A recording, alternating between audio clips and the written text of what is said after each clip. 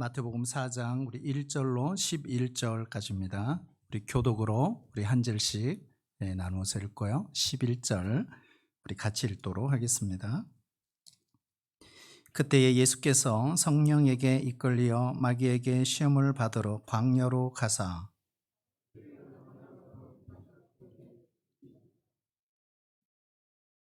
시험하는 자가 예수께 나와서 이르되 네가 만일 하나님의 아들이거든 명하여 이 돌들로 떡덩이가 되게 하라.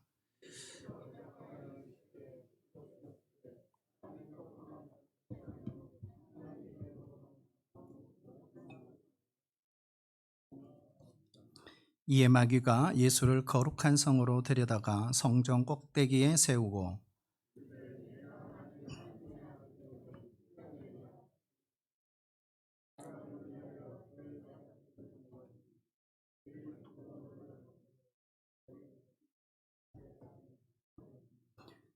예수께서 이르시되 또 기록되었으되 주 너의 하나님을 시험하지 말라 하였느니라 하시니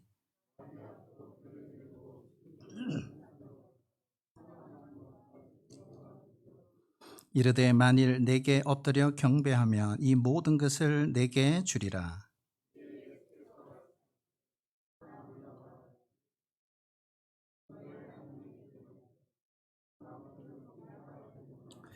이에 마귀는 예수를 떠나고 천사들이 나와서 수종드니라. 아멘.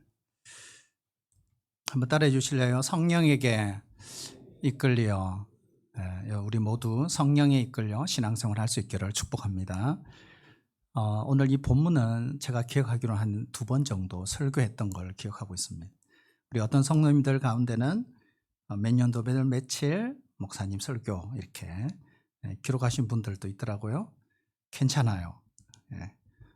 우리 하나님 말씀은 1년 전에 그 말씀과 지금이 또 다르고 내가 5년 전에 들었던 그 말씀이 또 지금도 다릅니다. 그래서 하나님 말씀은 방대하고 끝이 없고 또 우리에게 주시는 그때그때 은혜가 다른 것입니다. 오늘도 주시는 말씀을 통해서 우리에게 새 힘을 주시기를 축복합니다.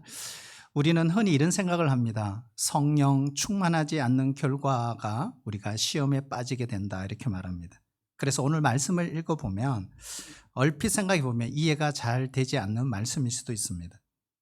그처럼 성령 충만하셨던 예수님이 성령에 이끌려 마귀에게 시험을 받으신다고? 참 이상하다. 오늘 1절에 보면 그때에 예수께서 성령에게 이끌려 마귀에게 시험을 받으러 어디로 갔어요? 광야로 가서 이렇게 되어 있습니다. 여기에 그때가 언제일까요?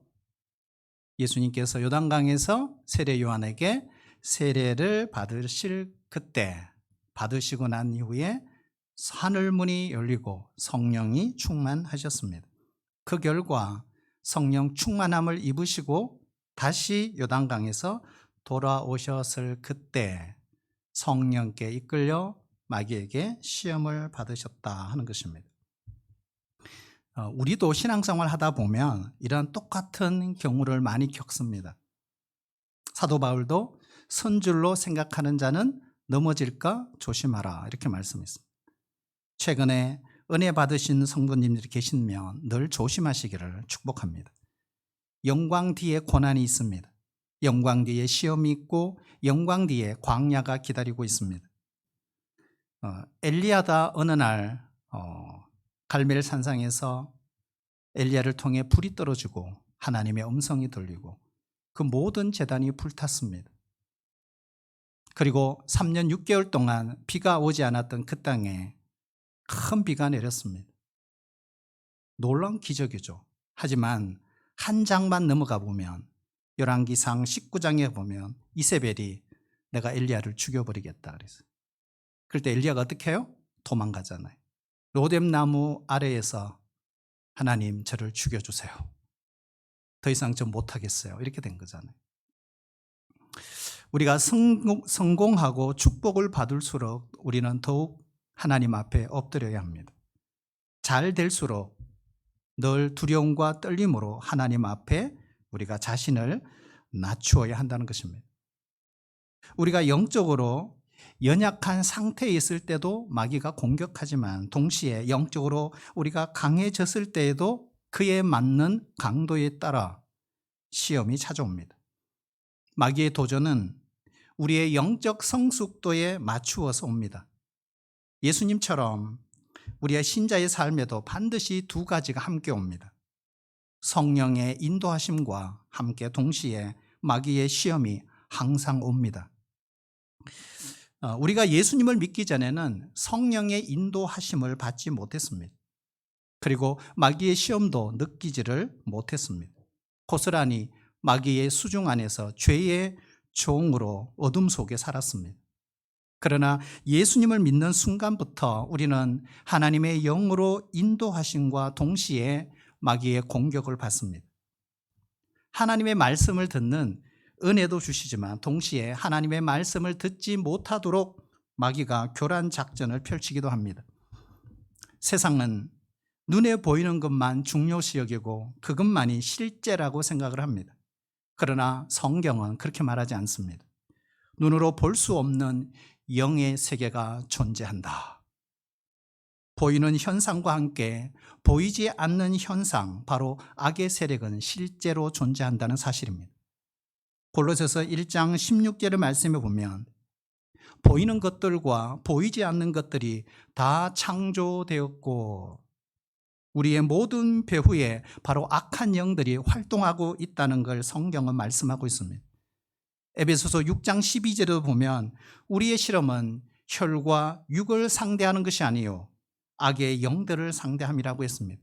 그래서 사도 바울은 우리에게 뭐라고 하죠? 하나님의 전신갑주를 입어라, 이렇게 말씀하시는 거예요. 결국 신자의 삶은 바로 성령의 인도하심과 이 마귀의 유혹을 떠나서는 결코 생각할 수가 없다는 것입니다. 11절 오늘 읽었는데요. 11절 한번 같이 읽어볼까요? 시작. 이에 마귀는 예수를 떠나고, 그렇죠? 거기까지는. 이에 마귀는 예수를 떠나고, 같은 병행 구절이 누가복음 4장 13절에 보면 이렇게 말씀하고 있어요. 얼마 동안 떠나니라. 누가요? 마귀가. 이 시험이 끝이 아니라는 것입니다. 잠시 떠나갔을 뿐입니다. 사실 예수님의 공생애를 우리가 꼼꼼히 살펴보면 중요한 고비마다 마귀는 다시 찾아옵니다. 우리도 이 마귀의 소리가 들리는 이러한 지경을 여전히 우리는 걷고 있습니다. 그러나 성령에게 이끌려 따라가면 넘어질 위험이 없습니다. 악한 자가, 시험하는 자가 우리에게 손을 댈 수 없기 때문에 그렇습니다. 사도 바울도 로마서 8장 14절에서 이렇게 말씀합니다. 같이 읽어볼까요? 시작. 무릇 하나님의 영으로 인도함을 받는 사람은 곧 하나님의 아들이라. 아멘. 결국 여기 보면 하나님의 영, 성령으로 인도함을 받는 사람은 하나님의 아들이다. 여러분 하나님의 아들이세요? 우리 모두가 성령을 받은 사람은 다 하나님의 아들입니다. 그러므로 신자는 당연히 하나님의 영으로 인도함을 받는 사람들입니다. 그런데 문제가 있어요. 성도의 문제는 뭘까요? 자신이 누구인지 모르고 있다는 사실입니다. 우리는 사람이지만 사람 그 이상입니다. 우리는 사람의 아들로 태어났지만 이제는 하나님의 아들로 변화된 것입니다. 하나님의 아들의 능력을 우리 모두가 갖고 있는 것입니다. 하나님의 영을 따라 살기로 작정했기 때문에 그렇습니다. 다시는 자기 능력, 자기 꾀로 살려고 하면 실패합니다. 하나님만 붙들 수 있도록 하나님은 계속 우리에게 과제를 던지십니다. 그래서 우리가 전적으로 하나님만 붙들 수 있도록 몰아가십니다. 전적으로 하나님만 바라볼 수 있도록 우리를 훈련시키시는 장소가 바로 광야입니다. 광야. 오늘 예수님이 시험 받으신 장소도 어디죠? 광야예요. 광야. 왜 그러면 하나님은 예수님을 광야에서 시험 받게 하셨을까요? 광야는 어떤 곳일까요? 우리 오늘 본문에 이 광야는 학자들마다 여러 해석이 있습니다. 그런데 가장 많은 해석은 유대 광야다, 이렇게 따라올까요? 유대 광야. 유대 광야에서 시험을 받으셨다. 유대 광야는 돌산이에요. 돌산. 사해의 서쪽에 동서로 40km, 남북으로 130km가 되는 엄청난 광야입니다. 마귀는 그곳에서 예수님에게 이렇게 말해요. 이 돌들로 떡덩이가 되게 하라. 40일 동안 금식하신 예수님에게 첫 시험 장소로 가장 적합한 환경입니다. 왜요? 돌들이 지천에 깔려 있습니다. 그런데 여러분, 돌들이 뭘로 보일까요? 떡덩이로 충분히 보일만 합니다. 우리가 3일만 금식해도 모든 것이 먹는 것으로 보인다는 사실입니다. 광야에는 웅장한 건물도 없습니다. 번화한 거리도 없습니다. 웅성거리는 사람도 없습니다. 사람이 살지 않는 외진 곳입니다. 오직 적막감만 채우는 곳, 그곳이 바로 광야입니다. 울창한 숲도 없습니다. 제잘거리면서 흐르는 시냇물도 메마른 땅만 볼 수 있는 것이 광야입니다. 먹을 만한 그 나무의 열매도 없습니다. 마실 만한 물조차 구입하기 어려운 곳, 그곳이 바로 광야입니다. 간혹 덤불 사이로 기어다니는 작은 들짐승이나 하늘을 날아다니는 그런 독수리 외에 생명의 흔적을 쉽게 찾아볼 수 없는 곳입니다. 광야는 어쩌면 정말 우리가 살아가기에 불편한 곳입니다. 삶의 위협이 느껴지는 곳, 어느 때라도 마귀가 시험할 수 있는 장소입니다.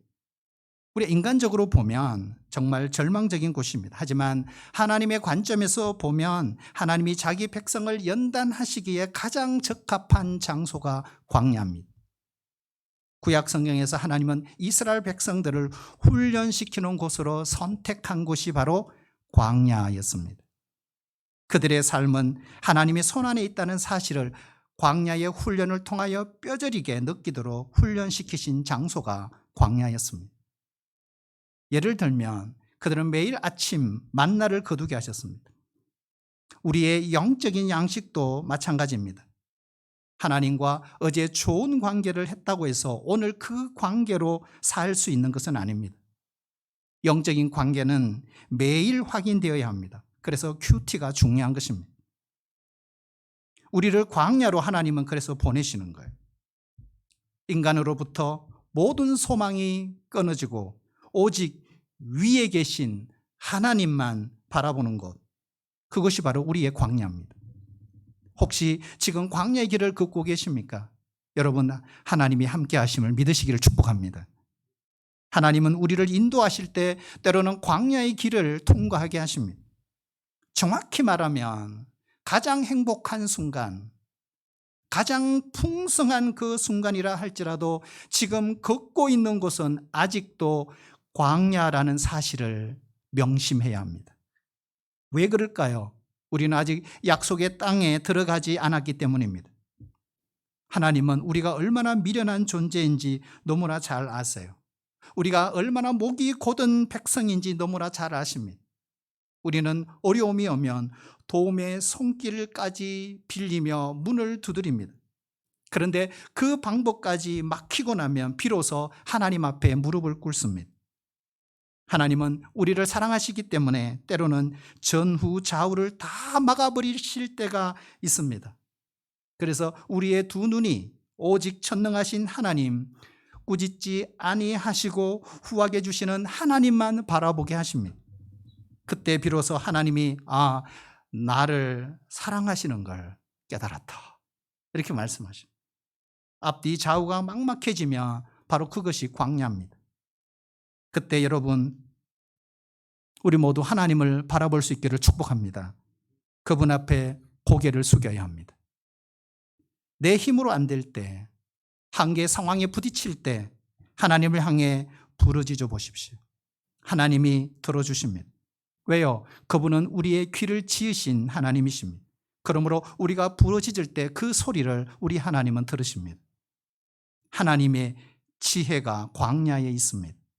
바로 우리의 훈련장으로 택하신 그 광야, 거기에 하나님의 지혜가 있습니다. 그 누구도 우리를 도울 수 없는 그 상황, 오직 전능하신 하나님에게 내 삶 전부를 거는 곳이라면 어디든 그곳은 우리의 광야입니다. 여러분, 광야는 결국 하나님이 우리를 뭐 하는 곳이다? 시험하는 곳입니다.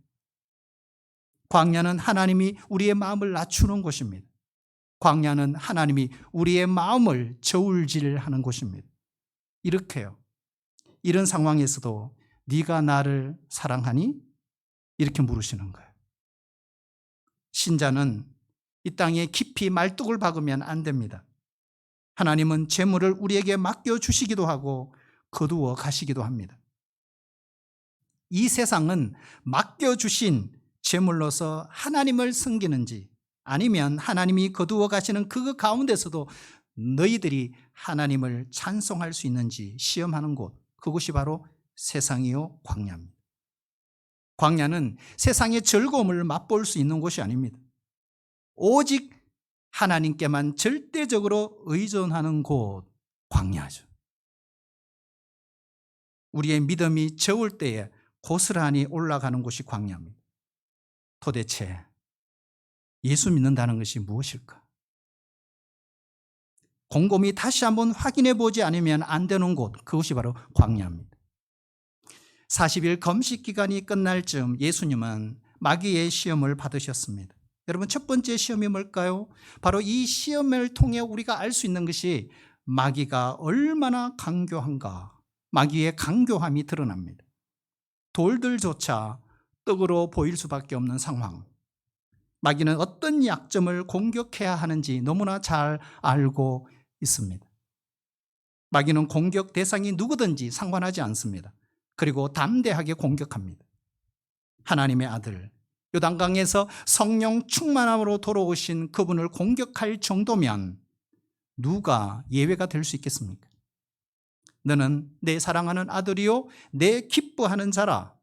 이 하늘의 음성을 들으신 예수님 얼마나 감격하셨을까요?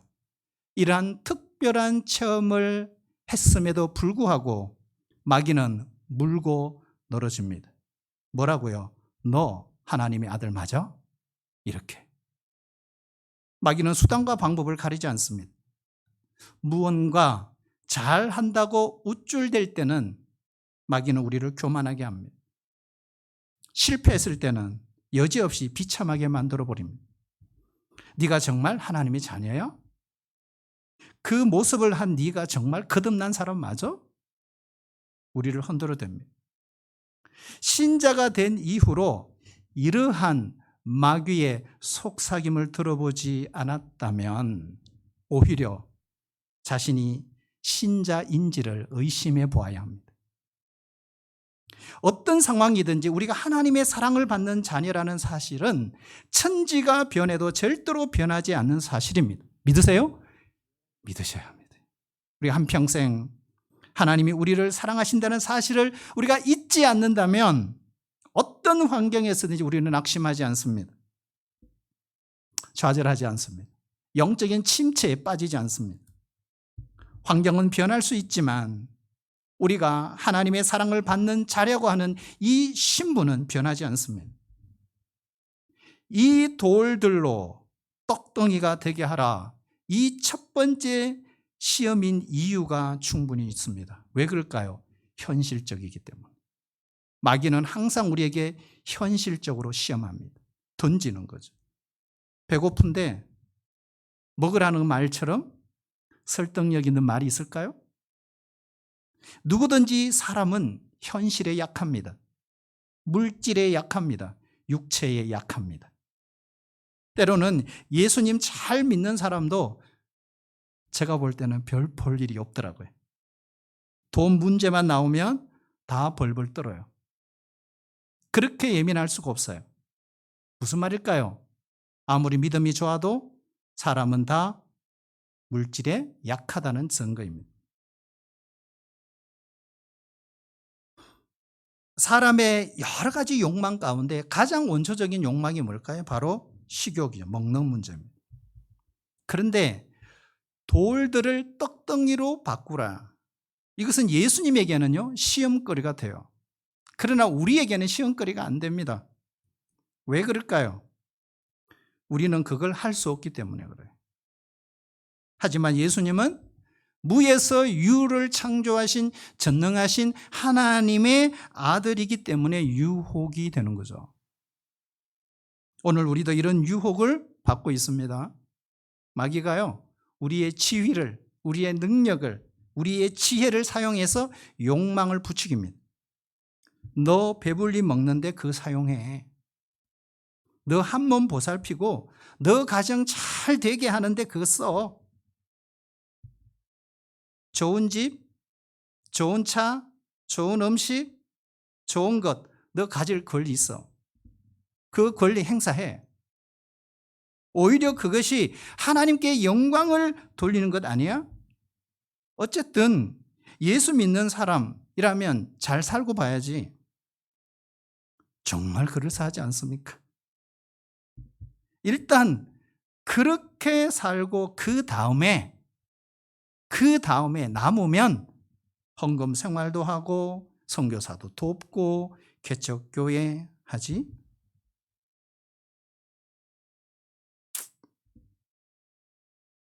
참, 여러분, 마귀가 그렇게 우리를 시험에 빠지게 하는 거죠. 이렇게 우리의 뜻대로 하는 순간 어떻게 해요? 하나님께 불순종하게 되는 거예요. 그리고 하나님의 관계가 깨져버리는 거죠. 그때 하나님의 뜻을 이루는데 실패하는 것입니다. 겟세마네 동산에서 예수님께서 이렇게 기도하셨죠. 아버지요, 내 뜻대로 하지 마옵시고 아버지의 뜻대로 되기를 원합니다.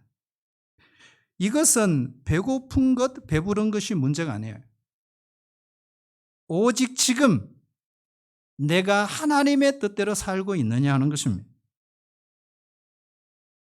사람의 육체는 늘 떡이 필요합니다. 늘 떡의 유혹이 많아요. 하지만 우리 주님은 하나님의 그 사람들에게는 말씀에 의한 만족, 그리고 영혼을 가진 우리 인간이 영적인 만족이 있다면 떡 문제는 얼마든지 자연적으로 해결된다. 이게 첫 번째 시험이죠. 여러분, 두 번째 시험이 뭘까요? 이제 무대가 바뀌어요. 광야에서 거룩한 성으로 예루살렘으로 옮깁니다. 예루살렘은 하나님을 예배하는 성전입니다. 여러분, 기억해야 됩니다. 거룩한 성에도 시험이 찾아온다. 가장 경건한 곳, 하나님의 집에도 유혹을 피할 수 없다. 그게 바로 예배 시간이죠. 바로 이 시간. 예배하는 장소에서도 마귀는 역사한다. 어떠한 거룩한 일을 하더라도 그 일 자체가 마귀의 유혹에서부터 면제되는 건 아니에요. 우리가 주기도문을 보면 예수님께서 이렇게 기도하라. 우리를 시험에 들게 하지 마시옵고. 여러분, 이 기도는요, 6일 동안 우리의 삶의 현장에서만 필요한 게 아니에요. 예배의 자리에서도 필요합니다. 우리가 예배의 자리에 나와서 하나님 앞에 고개 숙일 때 그 기도가 필요합니다. 예배 드리는 그 자리에 앉아 있지만 자기 생각만 하고 돌아가면 그건 예배가 아닙니다. 어쩌면 6일 동안 생활할 때보다 바로 이곳, 예배의 자리야말로 마귀가 더 치열하게 공격하는 장소죠. 왜 그럴까요? 하나님의 말씀을 듣는 동안 마귀의 회방이 있어요. 은혜를 받지 못한다면 6일 동안 내 삶은 실패로 돌아가기 때문에 그렇습니다. 말씀을 듣는 자리에서 우리가 유익을 얻지 못한다면 내 삶은 뒤죽박죽이 되어버리는 거죠. 그러므로 마귀는 이 시간에 집중적으로 공격하는 것입니다. 말씀을 귀로 듣고 있는데 마음에는 은혜로 화답하지 않을 때가 있다, 이 말이에요. 그럴 때 우리가 마음으로 기도해야 됩니다. 예배의 자리는 치열한 기도를 하면서 말씀을 듣는 장소입니다. 첫 번째 시험에서 실패한 마귀, 말씀으로 이기신 예수님께 마귀는 두 번째 말씀을 가지고 시험하죠. 광명의 천사로 가장한 것입니다. 우는 사자처럼 삼킬 자를 찾아 두루 다닙니다. 지금도 그래요. 여러분, 한 사람을 타켓으로 잡고 물었다 하면 끈질게 붙들고 늘어집니다. 거짓 선생을 통해서만 광명의 천사로 가장하는 것이 아닙니다. 우리 속에 있는 그 욕망을 따라서 말씀이 유혹이 될 때가 있어요. 마귀가 우리의 욕망에 대다가 귀에 대고 이렇게 말하는 거야. 말씀 있지 않아? 그 말씀대로 하는 거야. 속삭이는 거죠. 마귀는 시편 두 구절을 인용하죠. 시편 91편을 읽어보시면 너무너무 좋은 시편이에요. 그리고 신앙 고백입니다. 마귀는 이 신앙 고백을 가지고 예수님을 유혹한 거예요. 시편 91편 11절 12절을 보면 이런 말씀이잖아요. 하나님이 모든 유혹에서 성도를 지키신다. 특별히 광야길에서 넘어지지 않도록 하나님이 보호해 주신다. 이 고백이거든요. 그런데 마귀는 이 하나님 말씀을 조금 꼬아서 말하는 거예요. 우리가 하나님의 말씀을 바로 알지 못하면요, 말씀을 가지고 달라드는 그 마귀의 시험을 당할 수가 없는 건. 하나님의 말씀은 전부 우리를 위한 것입니다. 하지만 때로는 우리에게 그 하신 말씀이 아닐 수도 있어요. 우리가 분별하지 못하면 마귀의 유혹을 받는 거예요. 예를 들면 이거죠. 믿습니다. 그대로 믿으면 되는 거죠. 말씀을 신뢰하는 사람은 믿습니다는 그 말씀을 증명할 필요가 없습니다. 증명하려는 이유는 믿지 못하기 때문이죠. 그래서 마귀는 언제나 하나님을 인격적으로 신뢰하지 못하도록 합니다. 사랑하신 여러분, 하나님을 제대로 믿을 수 있기를 축복합니다. 하나님을 우리 수준으로 낮추면 안 돼요. 그런 사람들은 이럴 수 있어요. 하나님으로 하여금 자기의 불신을 뒷바라지하도록 만들 수도 있습니다.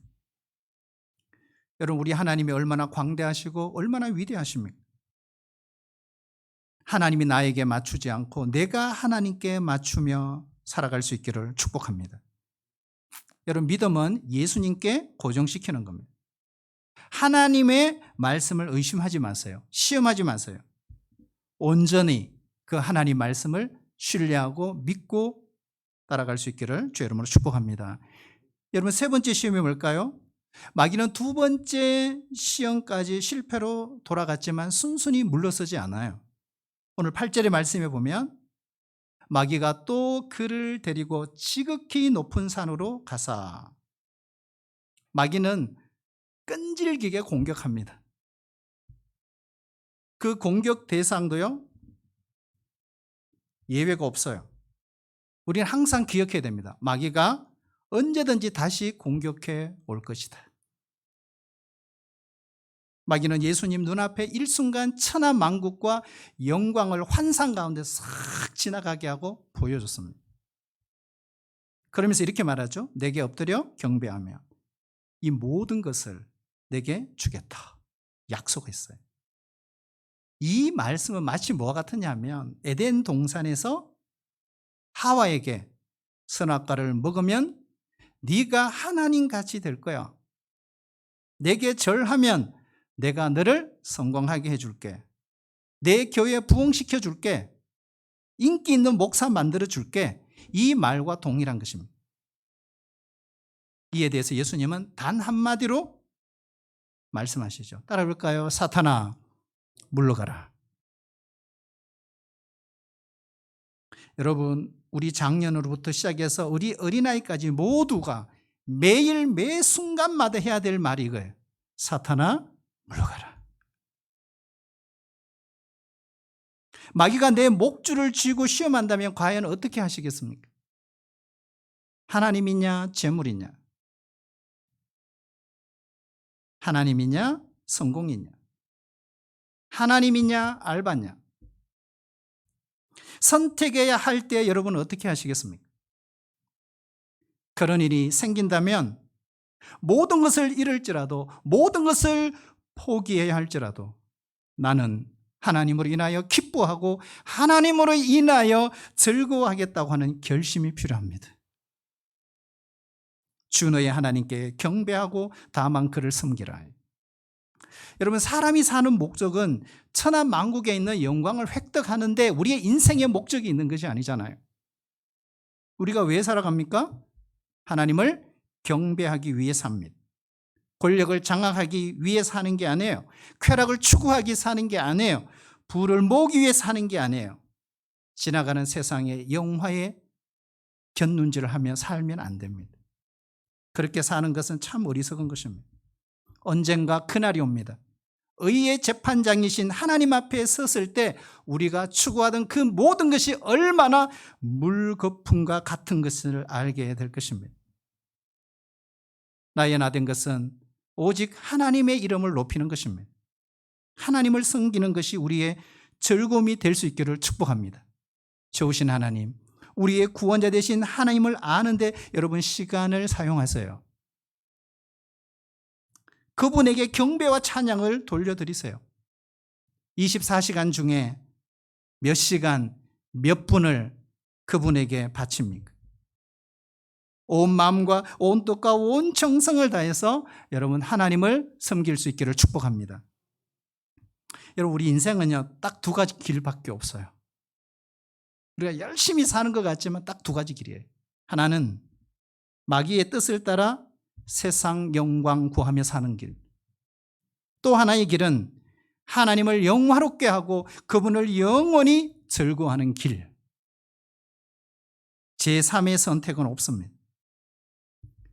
하나님을 예배하는 즐거움 여러분 맛보고 계세요?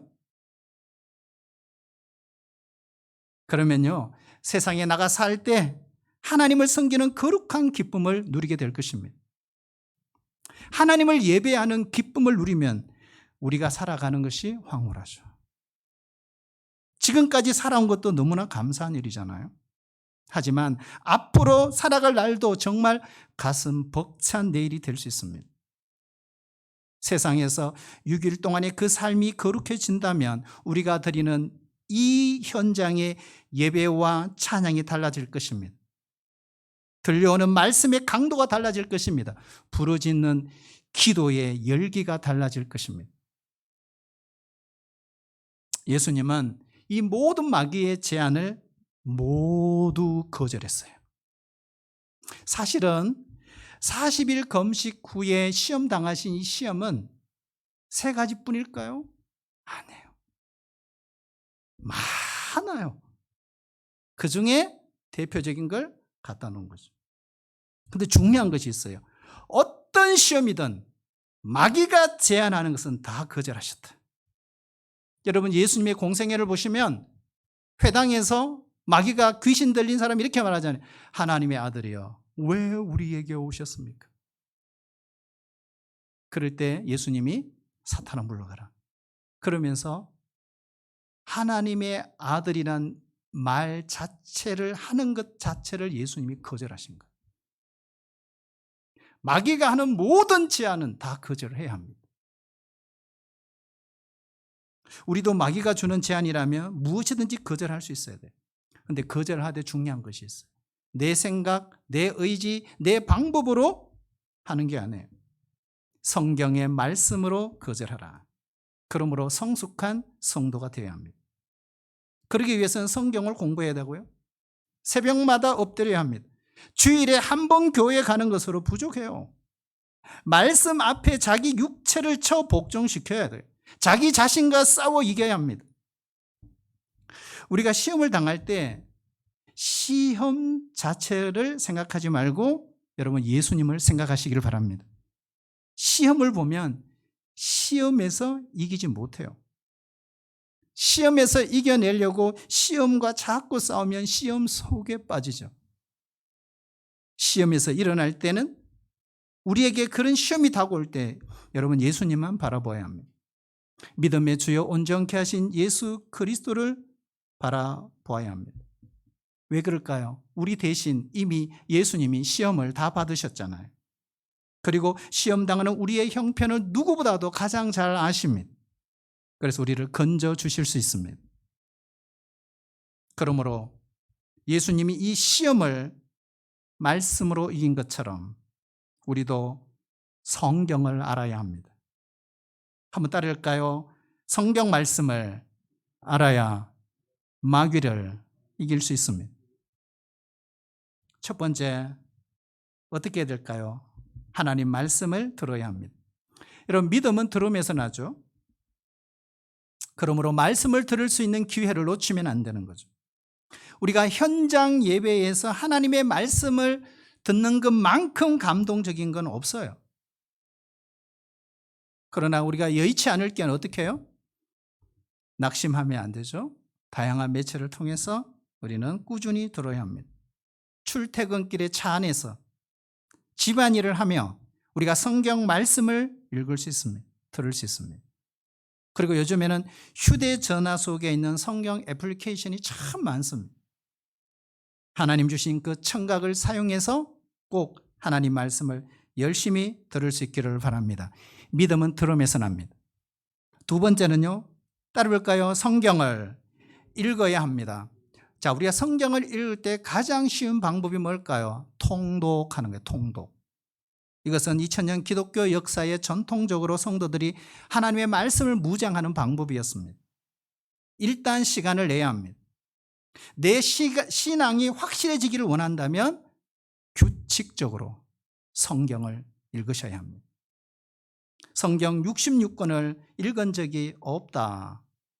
그렇다면 내가 신자라고 하는 그 말이 참 부끄럽게 생각될 수 있습니다.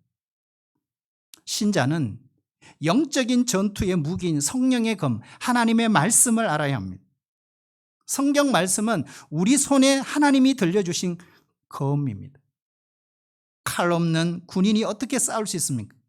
성경을 알지 못하는 성도는 마치 무장 해제된 군인과 동일합니다.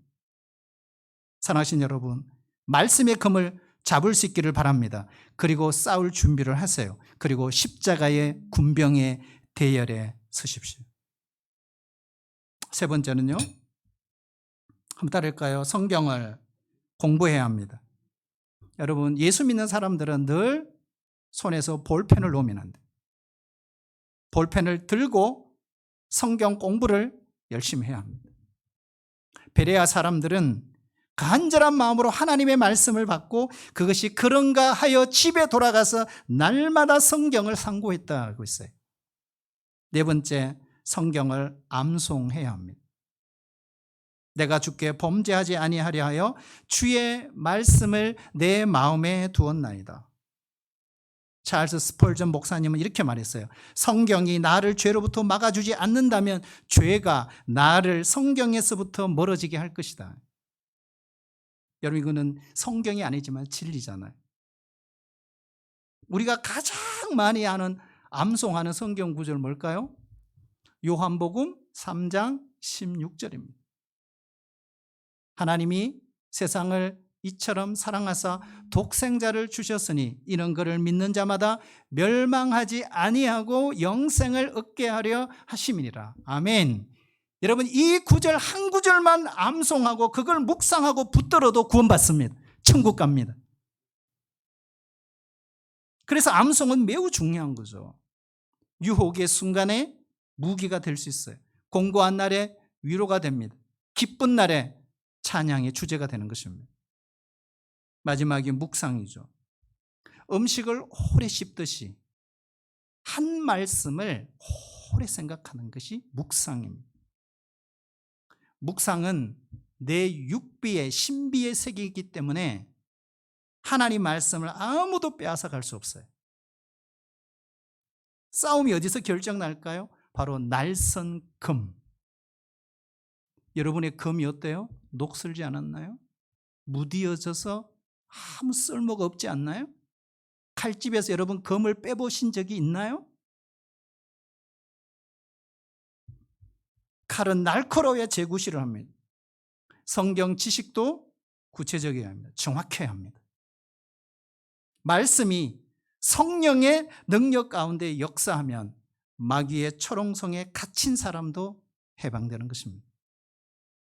우리 모두 예수님처럼 성령에 이끌려 시험을 당한다 할지라도 우리가 이렇게 무장하고 있으면 얼마든지 이길 수 있습니다.